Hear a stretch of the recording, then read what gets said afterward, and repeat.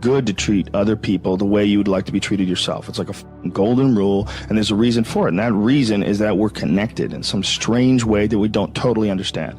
And unless you are good to other people around you, unless you're kind and friendly and warm and loving, you're not going to enjoy this life. You're just not.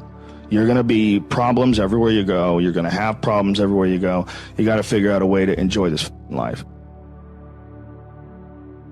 You know, the best way to live your life. What is the, you know, there's got to be ways you can be putting forward the most positive energy. I mean, we know objectively what's causing pollution. We know objectively what's causing birth defects, and, you know, and we're taking in too much chemicals and not enough vitamins. We know objectively all this stuff. We know how to organize our world, and yet we don't do it. We know how to organize our health, and yet very few people do it. If I was a life coach, the first thing I would say is this guy's got to get on a diet that makes him healthy. I don't mean a diet just to lose weight. I mean just healthy foods in your body. Many vegetables. Vegetables, a lot of good quality protein, a lot of water. Stop the sodas, stop the bullshit. Start working out your body and get a better sense of like how this machine feels when it's moving, it's flowing better, there's less tension in it, your mind feels like relaxed, and you enjoy every single moment of the day better.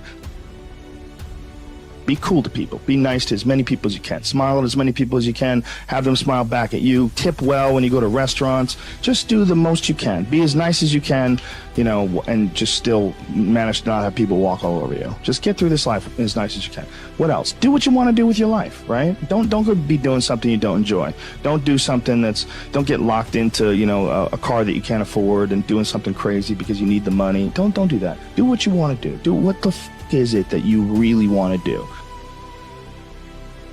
Everybody makes their own path through this world, but a lot of people don't follow the path that they really feel pulled to. You know, just for whatever reason, they got negative programming.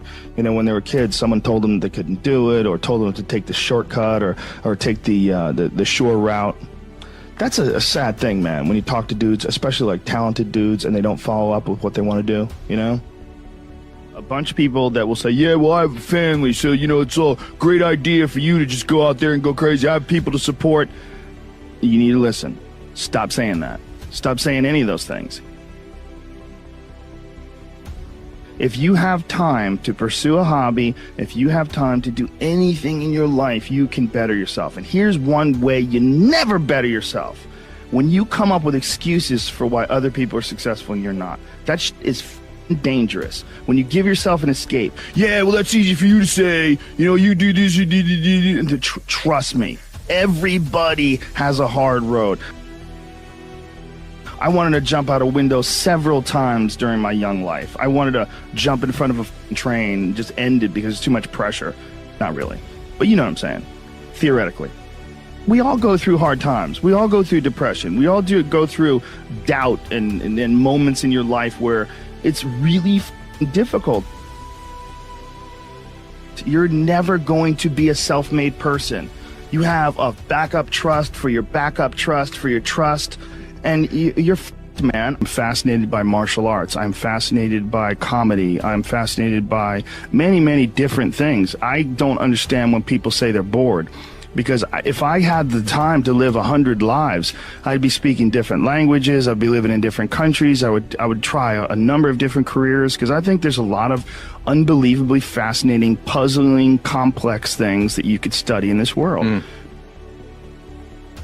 You get to understand motivation. You get to understand the resistance that you have inside your mind to doing hard work. You get to understand the rewards of discipline. Like, you don't truly appreciate relaxation unless you've worked hard. And that is the yin and the yang of life. And I've said this to the point of people getting sick of it, but one of the worst decisions a man can make, I can only speak for men, obviously, is to be comfortable.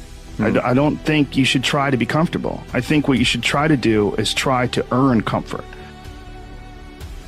Failure is a big one that people are afraid of, but failure is one of the most important things you could ever have as far as like the motivation to do things differently.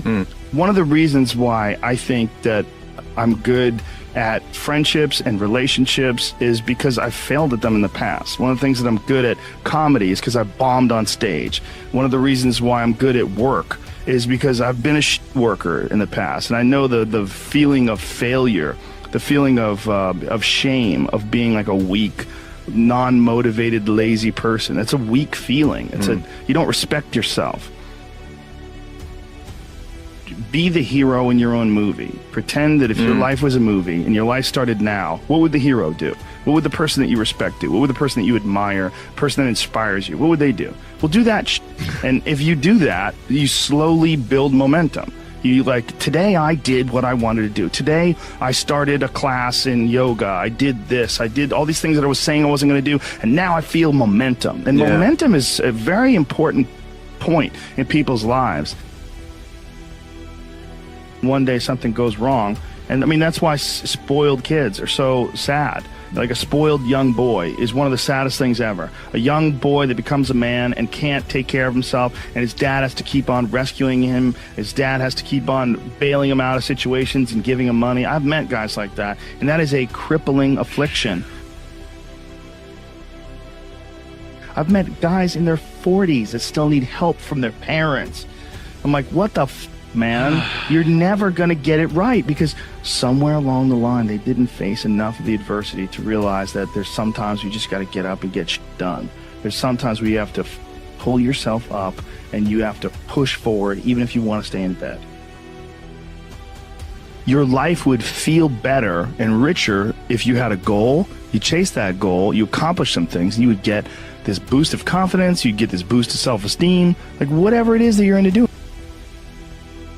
If you grew up with losers and you're around a bunch of people with shitty attitudes, especially if it's in your household, I was very lucky that both my mom and my stepdad, they're the least hater people I've ever met in my life. They're just not haters in any way. Like, if someone's doing well, they're always like, wow, look at this guy, or like, wow, look at her, or wow, look at him. There was never any hate in my house.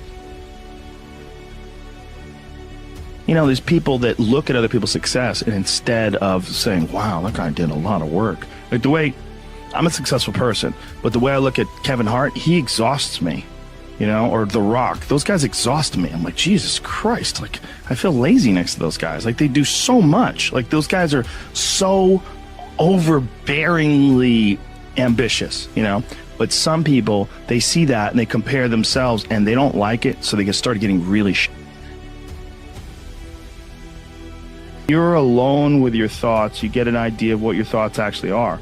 If you live your life just acting constantly on the momentum of other people's expectations, of you wanting to be liked by these other people, you can run into a trap, and you set up a life that you didn't really want. You're trapped in this situation where you have a mortgage, you've got credit card bills, you got student loans you have to pay, you have a bunch of shit going on that you have to continue to feed.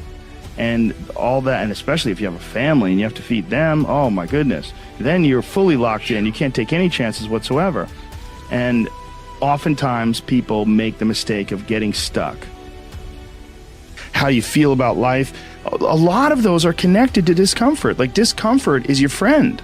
It really is. Like, discomfort and not being happy and content with certain situations in life or certain feelings in life, they're massive motivators, and they're amazing at facilitating change.